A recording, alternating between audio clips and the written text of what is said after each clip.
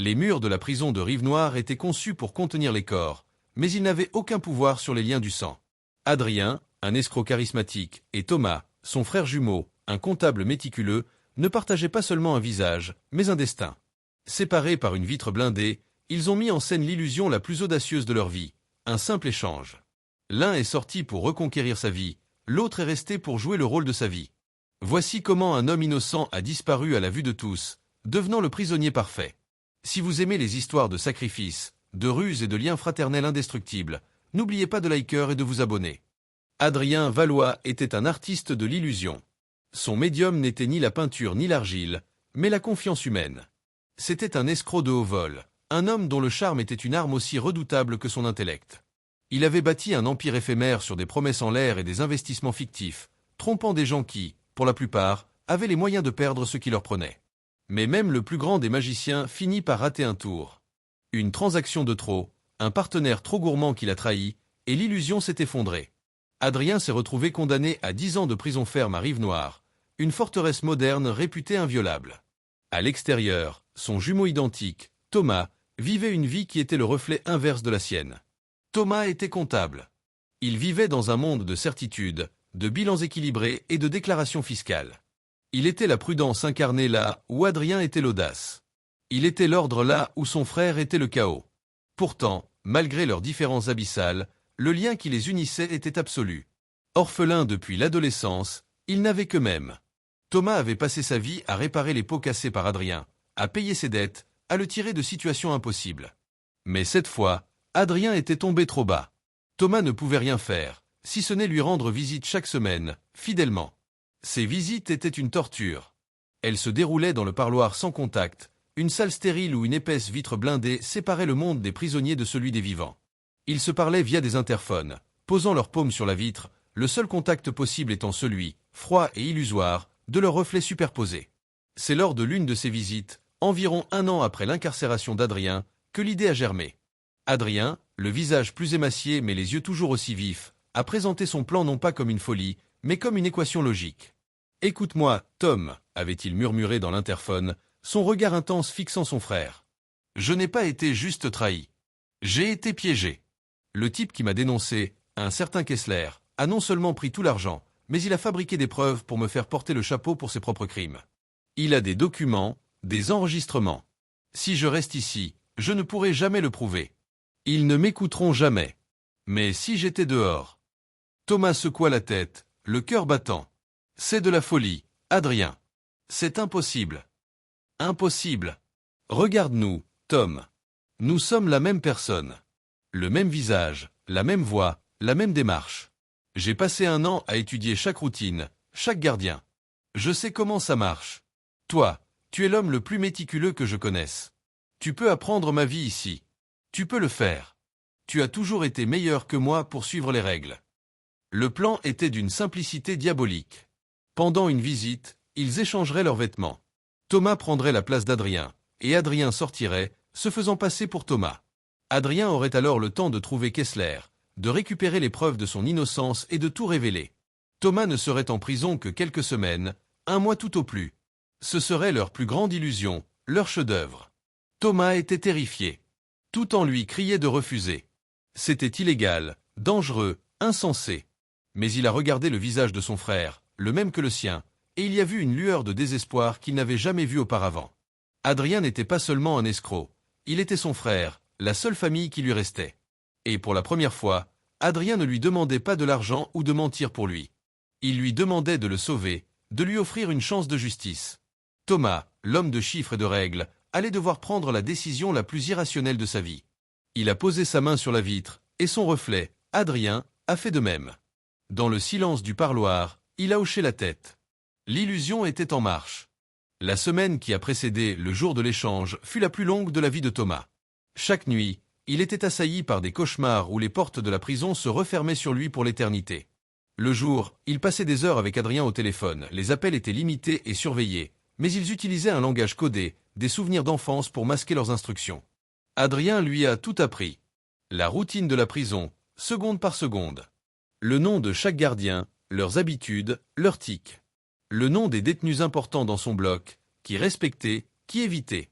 Il lui a décrit sa propre démarche, la façon dont il tenait ses épaules, son sourire narquois, son jargon de prisonnier.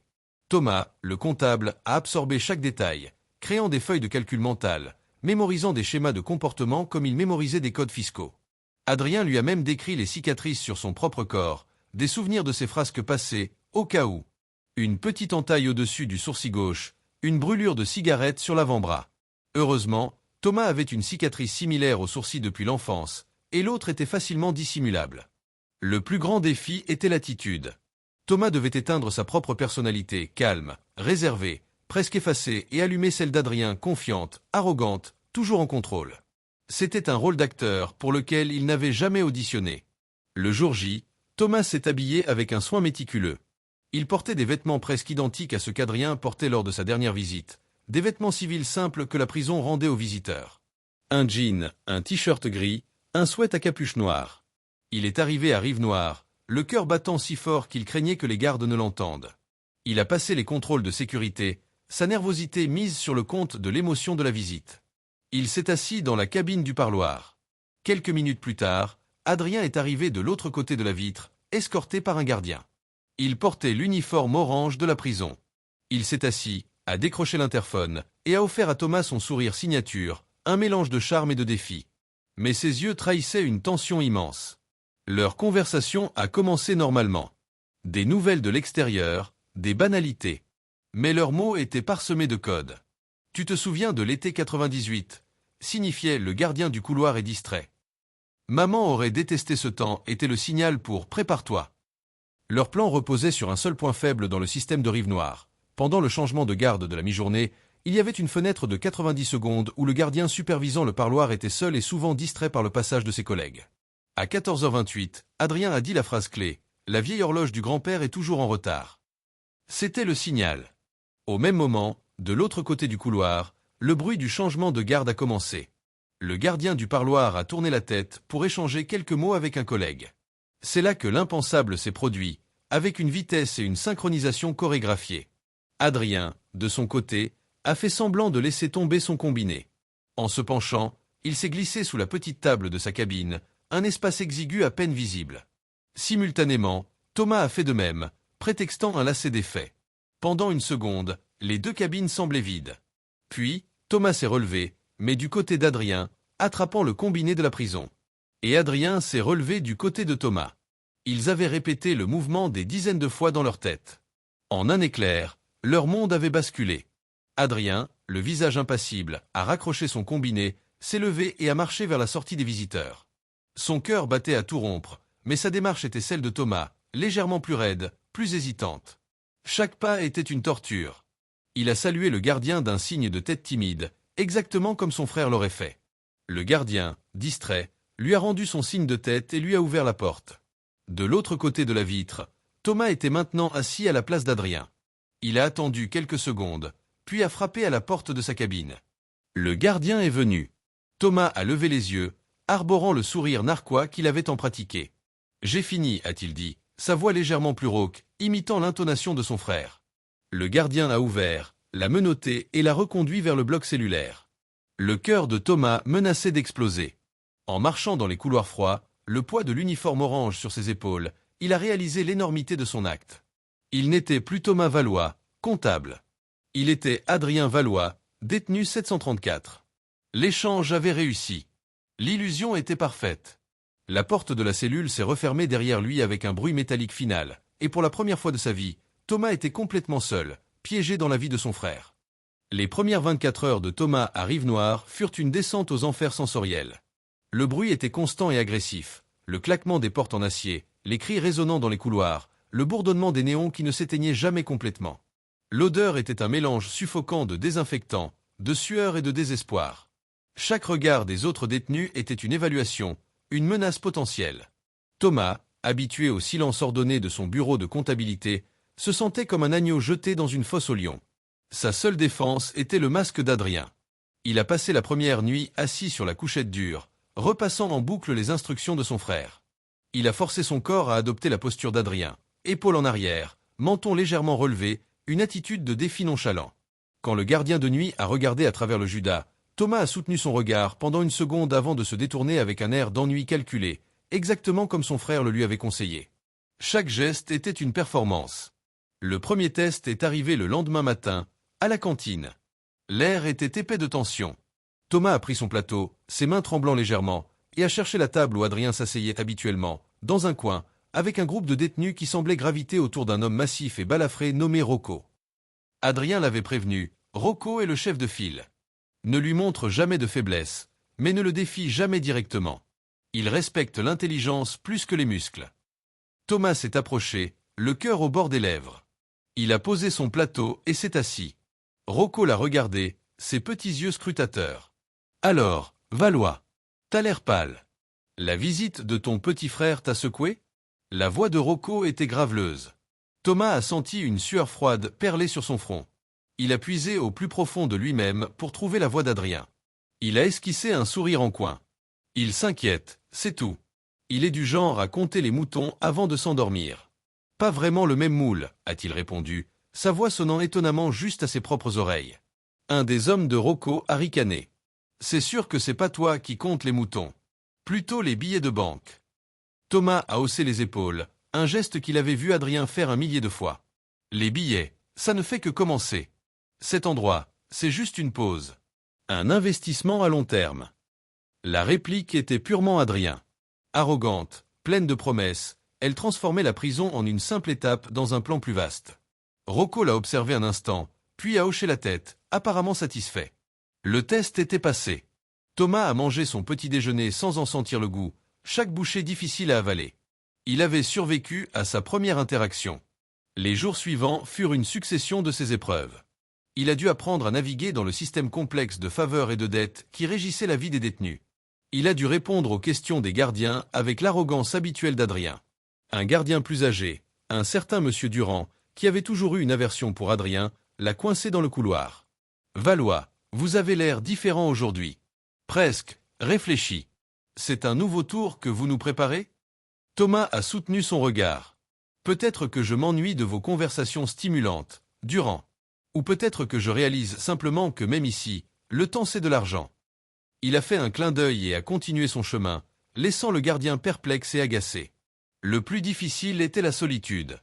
La nuit, dans le silence relatif de sa cellule, le masque tombait. La peur et le poids de son sacrifice le submergeaient. Il pensait à Adrien, se demandant s'il était en sécurité, s'il progressait. Il se demandait s'il reverrait un jour sa propre vie, son appartement calme, ses livres de comptes bien rangés. Il était en train de devenir l'autre, et la peur la plus profonde qui le tenaillait était celle de se perdre complètement dans ce rôle, d'oublier qui était vraiment Thomas Valois. Chaque matin, il devait reconstruire la façade, pièce par pièce, pour affronter une nouvelle journée dans la peau de son frère, un acteur sur la scène la plus dangereuse du monde. Les semaines se sont transformées en mois. La performance constante de Thomas est devenue une seconde nature. L'hypervigilance, la méfiance, la nécessité de projeter une confiance qu'il ne ressentait pas, tout cela s'est intégré à sa routine quotidienne. Il a découvert que sa propre personnalité, celle qu'il avait si soigneusement réprimée, était en fait son plus grand atout pour survivre. Adrien était un improvisateur, un homme de l'instant. Thomas, lui, était un planificateur. Il a abordé la vie en prison comme un audit financier complexe. Il a observé, analysé et trouvé des schémas là où d'autres ne voyaient que le chaos. Il a commencé à appliquer ses compétences de comptable à l'économie souterraine de la prison. Adrien avait toujours été impliqué dans de petits trafics, mais de manière désorganisée, se fiant à son charisme. Thomas, lui, a remarqué les inefficacités. Il a vu comment les cigarettes, la monnaie non officielle de Rive-Noire, étaient mal gérées, comment les prêts accordés par des caïds comme Rocco n'étaient pas suivis, menant à des conflits inutiles. Un jour, il a approché Rocco, non pas avec la fanfaronnade d'Adrien, mais avec une proposition commerciale. Il a utilisé un morceau de carton et un bout de crayon pour dessiner un simple tableau de flux de trésorerie. « Regarde, Rocco, a-t-il dit, en adoptant un ton pragmatique. Tu perds au moins 20% de tes revenus à cause d'une mauvaise gestion. Tu ne sais pas qui te doit quoi, depuis quand, et tu utilises la violence pour récupérer tes dettes, ce qui attire l'attention des gardiens. C'est mauvais pour les affaires. » Rocco le regarda, intrigué. « Laisse-moi tenir tes comptes, a poursuivi Thomas. Un simple registre. Qui emprunte, qui rembourse. On met en place un petit taux d'intérêt, rien de fou, juste assez pour couvrir le risque. Ça devient un système, pas une bagarre de cours d'école. C'est plus propre, plus efficace, et au final, plus rentable. Rocco, qui n'était pas un imbécile, a immédiatement saisi l'intelligence du plan. Il a accepté. En quelques semaines, Thomas est devenu le banquier officieux du bloc cellulaire. Son esprit méthodique a mis de l'ordre dans le chaos. Il tenait un registre codé, un chef-d'œuvre de comptabilité clandestine. Il a gagné un nouveau type de respect, différent de celui qu'Adrien commandait. Les détenus ne le craignaient pas, mais ils dépendaient de son cerveau. Il était devenu intouchable, non pas parce qu'il était fort, mais parce qu'il était indispensable. Ce nouveau rôle lui a donné un but, un moyen de canaliser son anxiété dans un travail qui lui était familier. Cette transformation n'a pas échappé au gardien. Le gardien Durand, toujours méfiant, a remarqué le changement. Le nouveau Valois était plus calme, plus cérébral. Il ne cherchait plus la confrontation, il résolvait des problèmes. Un jour, Durand l'a de nouveau interpellé. « Vous avez changé, Valois. Vous êtes devenu un homme d'affaires. » Thomas a souri, un sourire moins arrogant que celui d'Adrien, plus énigmatique. « On s'adapte, Durand. Ou on se brise. J'ai choisi de m'adapter. Même dans un jardin clos, on peut trouver un moyen de faire pousser quelque chose. » Mais ce succès avait un coût psychologique énorme. Thomas se surprenait à penser comme Adrien, à anticiper les angles, à évaluer les gens en termes de risques et d'opportunités. Les lignes entre lui et son frère s'estompaient. Parfois, en se regardant dans le petit miroir en métal poli de sa cellule, il avait un vertige. Qui était-il vraiment? Le comptable qui rêvait de chiffres ou le prisonnier qui gérait un empire de cigarettes? Il s'accrochait à une seule pensée. Chaque jour qu'il passait à l'intérieur était un jour de liberté pour Adrien. Un jour de plus pour que son frère trouve les preuves et mette fin à ce cauchemar. Il a continué à jouer son rôle, perfectionnant son imitation jusqu'à ce qu'elle devienne presque la réalité.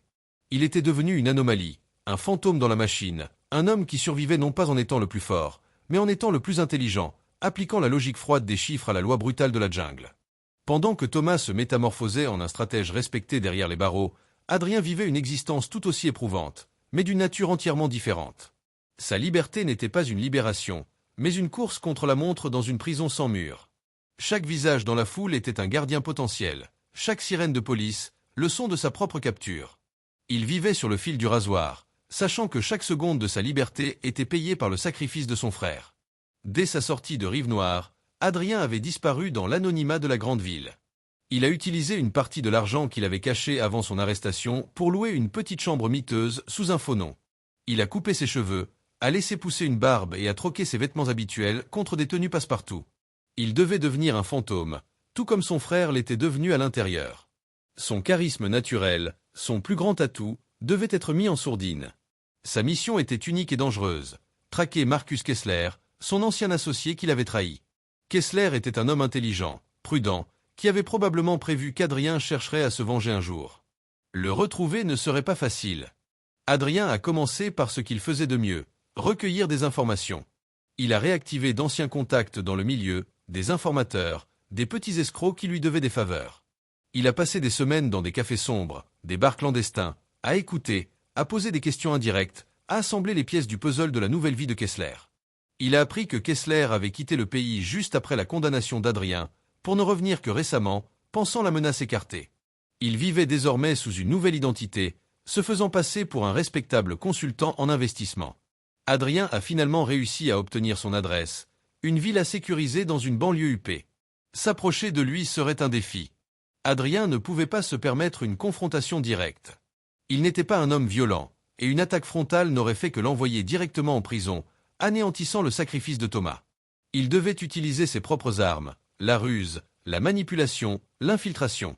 Il devait tendre un piège à Kessler, le forcer à révéler où il avait caché les preuves qui l'innocenterait.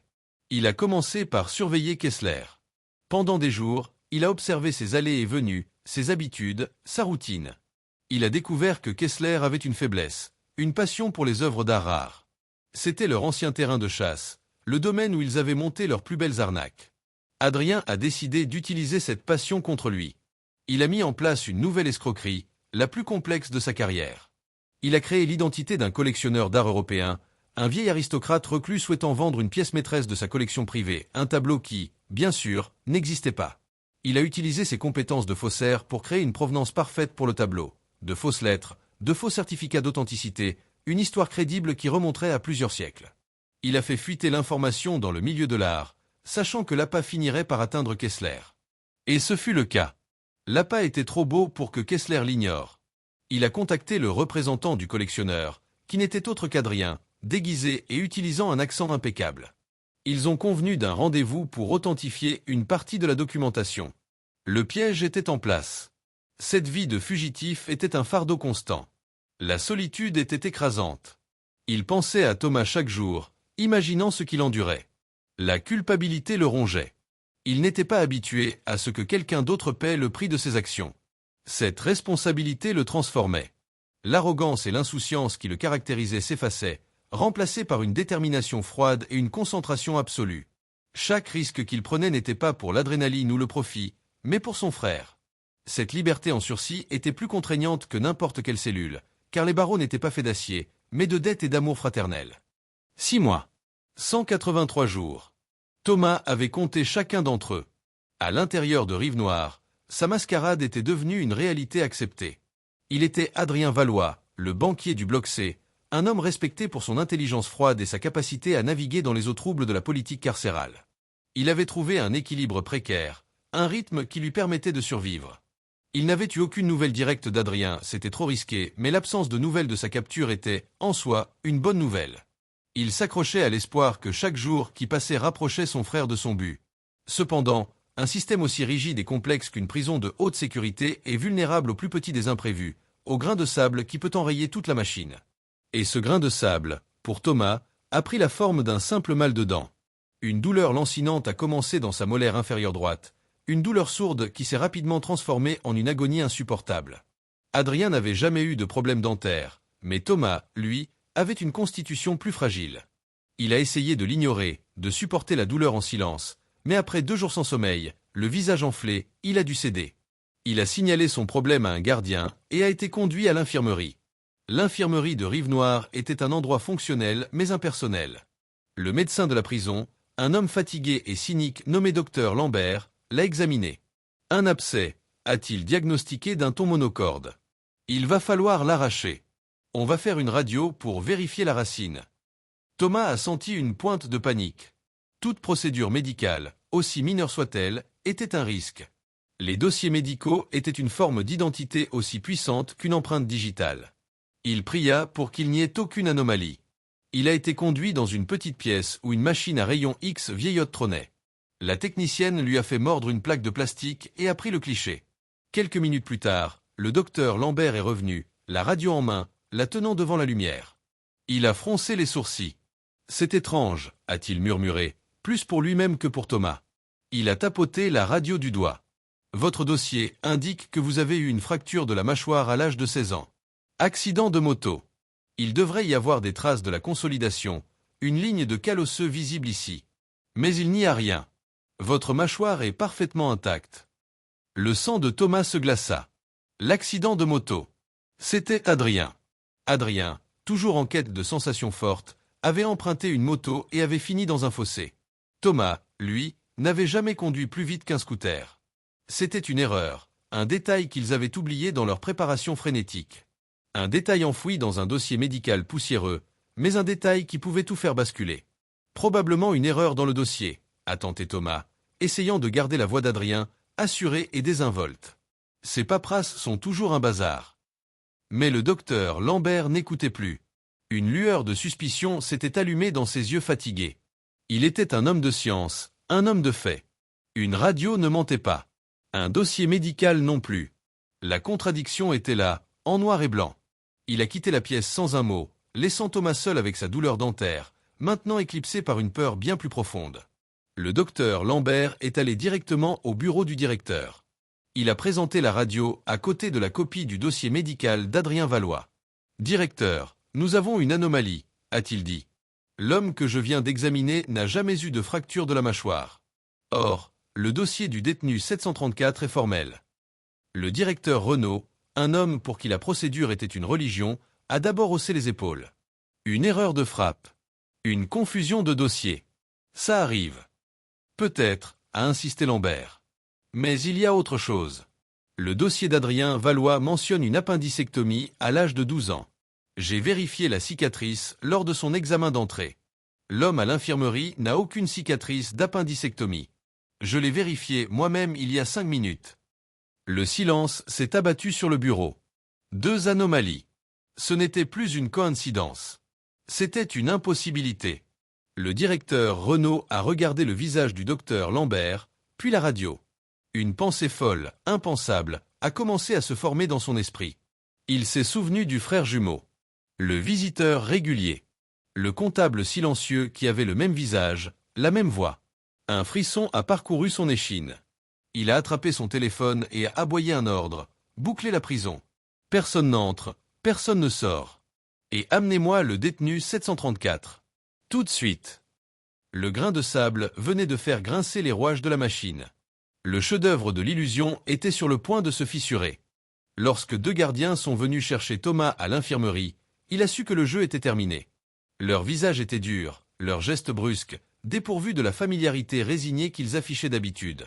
Ils ne l'ont pas escorté à sa cellule, mais au quartier administratif, dans une salle d'interrogatoire sans fenêtre qu'il n'avait jamais vue. La pièce était nue, à l'exception d'une table en métal et de 3 chaises. Le directeur Renaud l'attendait, accompagné du capitaine de la sécurité. La radio de sa mâchoire et une copie de son dossier médical étaient posées sur la table. Thomas s'est assis. Il a décidé de jouer le rôle jusqu'au bout, une dernière fois. Il a affiché un air de confusion et d'agacement. « C'est quoi ce cirque, Renaud ? J'ai un mal de dents qui pourrait tuer un cheval, et vous me traînez ici pour jouer aux devinettes ?» Le directeur ne s'est pas laissé démonter. Il a fait glisser la radio sur la table. « Expliquez-moi ça, Valois. Votre dossier mentionne une mâchoire fracturée. Cette radio montre une mâchoire parfaite. Expliquez-moi aussi pourquoi la cicatrice de votre appendicectomie, dûment notée dans votre dossier, a mystérieusement disparu. » Thomas a regardé les preuves, son esprit tournant à plein régime pour trouver une dernière parade, un dernier mensonge. Mais il n'y en avait pas. Il était pris au piège par la vérité de son propre corps. Il a tenté un bluff. Vous croyez vraiment ces paperasses de bon à rien ? La moitié des informations là-dedans sont fausses. Vous m'avez examiné en arrivant, non ? Vous n'avez rien vu d'anormal. C'est vrai, a admis le capitaine de la sécurité, sa voix grave. Mais nous ne cherchions pas un fantôme. Nous pensions que vous étiez qui vous prétendiez être. Une erreur que nous sommes en train de corriger. Nous avons demandé vos empreintes digitales de votre dossier d'arrestation. Elles devraient arriver d'une minute à l'autre. C'était la fin. Les empreintes digitales étaient la seule chose qu'ils ne pouvaient pas partager. Elles étaient uniques, la signature ultime de l'identité. Thomas a senti le masque d'Adrien se fissurer et tomber en morceaux. L'arrogance, la confiance, tout s'est évaporé, ne laissant que le comptable terrifié qu'il était vraiment. Son corps s'est affaissé. Son visage a perdu toute expression de défi. Il a regardé le directeur Renaud, et pour la première fois en 6 mois, il a parlé avec sa propre voix, calme et résignée. Son nom est Adrien. Mon frère. L'aveu a déclenché une onde de choc dans la pièce, même s'il s'y attendait. La réalité de la situation était plus folle que n'importe quelle fiction. Une prison de haute sécurité, trompée pendant 6 mois. C'était une humiliation monumentale, une faille de sécurité d'une ampleur cataclysmique. La fureur du directeur Renaud était froide et palpable. Où est-il ? Je ne sais pas, a répondu Thomas, honnêtement. Et même si je le savais, je ne vous le dirais pas. Vous réalisez que vous venez de vous condamner, a sifflé le capitaine. Obstruction à la justice, complicité d'évasion. Vous allez passer le reste de votre vie ici. Je sais, a dit Thomas doucement. Il avait accepté cette possibilité dès le premier jour. L'alerte a été donnée à toutes les forces de l'ordre du pays. Le portrait d'Adrien Valois, ou plutôt de Thomas Valois, a été diffusé à l'échelle nationale. Mais c'était le visage d'Adrien. Comment trouver un homme quand son jumeau innocent était déjà sous les verrous ? La chasse était un cauchemar logistique. Et Adrien avait une avance de 6 mois. Une éternité. Pendant que la prison de Rive-Noire était plongée dans le chaos et la crise, Thomas a été placé en isolement. La porte de sa nouvelle cellule, plus petite et plus sombre, s'est refermée. La chute du masque lui a apporté une forme étrange de soulagement. Il n'avait plus à jouer un rôle. Il était redevenu lui-même. Mais il était aussi un criminel, un homme qui avait sacrifié sa propre vie pour celle de son frère. Assis dans l'obscurité, il ne ressentait ni regret ni peur. Seulement une inquiétude lancinante pour Adrien, et un espoir tenace que son sacrifice n'ait pas été vain. L'enquête sur l'échange Valois est devenue une affaire nationale, un cas d'école sur les failles de sécurité et un sujet de fascination pour les médias. Le directeur Renaud a été contraint à une retraite anticipée, sa carrière brisée par l'audace des deux frères. Rive Noire a subi une refonte complète de ses protocoles de visite, avec l'introduction de scanners biométriques et de procédures d'identification multiples, se transformant en une forteresse encore plus impénétrable. Mais tout cela s'est produit trop tard. Pendant ce temps, Adrien, vivant sous une fausse identité dans une autre ville, a vu le visage de son frère aux informations. Il a su que le temps était écoulé. Le sacrifice de Thomas ne pouvait pas être prolongé. Il a accéléré la phase finale de son plan. Le rendez-vous avec Kessler était fixé pour le lendemain. Il ne s'agissait plus seulement de prouver son innocence, mais d'honorer la dette qu'il avait envers son frère. La rencontre a eu lieu dans un entrepôt abandonné, prétendument pour l'échange du tableau inexistant. Kessler est venu avec 2 gardes du corps, méfiant mais aveuglé par l'appât du gain. Adrien, déguisé, l'a accueilli. Il a révélé sa véritable identité au moment où Kessler s'attendait le moins, créant un choc psychologique. Mais il n'avait pas d'arme. Son piège était plus subtil. La conversation qu'ils ont eue, où un Adrien provocateur a poussé Kessler à se vanter de la façon dont il l'avait piégé, était entièrement enregistrée par des microphones cachés. Et plus important encore, la mallette que Kessler avait apportée, censée contenir l'argent pour le tableau, a été subtilement aspergée d'une poudre invisible mais traçable. Adrien s'est échappé de l'entrepôt, laissant un Kessler furieux mais bredouille. Le lendemain matin, un colis anonyme est arrivé au bureau du procureur. Il contenait l'enregistrement complet des aveux de Kessler. Il contenait également des documents financiers que le traceur sur la mallette avait permis à Adrien de localiser, prouvant l'implication de Kessler dans des crimes bien plus graves. L'affaire contre Adrien Valois s'est effondrée. Une nouvelle affaire contre Marcus Kessler a été ouverte. Le procès de Thomas fut rapide. Son avocat a plaidé les circonstances atténuantes, soulignant le lien fraternel et le fait que son action avait mené à la résolution d'une injustice. Reconnu coupable de complicité d'évasion et d'obstruction à la justice, il a été condamné à une peine de 2 ans, une peine considérablement réduite. Il a purgé sa peine à Rive Noire, non plus comme l'imitateur d'Adrien, mais comme lui-même, Thomas, l'homme qui avait tout sacrifié par amour. Il était traité avec un respect mêlé de crainte par les autres détenus et les gardiens. Il était une légende. Adrien, lui, a disparu. Son nom étant blanchi, il n'était plus un fugitif. Mais il ne pouvait pas revenir à son ancienne vie. Il était un fantôme, un homme sans passé ni avenir, à jamais marqué par ce qu'il avait fait. 2 ans plus tard, Thomas est sorti de Rive Noire, un homme libre. Il a repris une vie simple, retournant à la comptabilité, trouvant du réconfort dans la quiétude des chiffres. Il n'a jamais eu de nouvelles directes de son frère. Mais un jour, 1 an après sa libération, il a reçu une carte postale. Elle ne portait ni nom, ni adresse d'expéditeur. C'était une photo d'un petit port de pêche ensoleillé, un endroit anonyme et paisible. Au dos, il n'y avait que 2 mots, écrits d'une écriture qu'il reconnut immédiatement. « Merci. Pardonne-moi. » Thomas a gardé la carte postale sur son bureau. Les 2 frères ne se reverraient probablement jamais. Leur destin, si longtemps superposés au point de se confondre, avait finalement divergé, les envoyant aux antipodes du monde. Mais ils restaient unis par le souvenir de ces 6 mois où ils n'avaient été qu'une seule personne, une illusion parfaite née d'un amour fraternel absolu.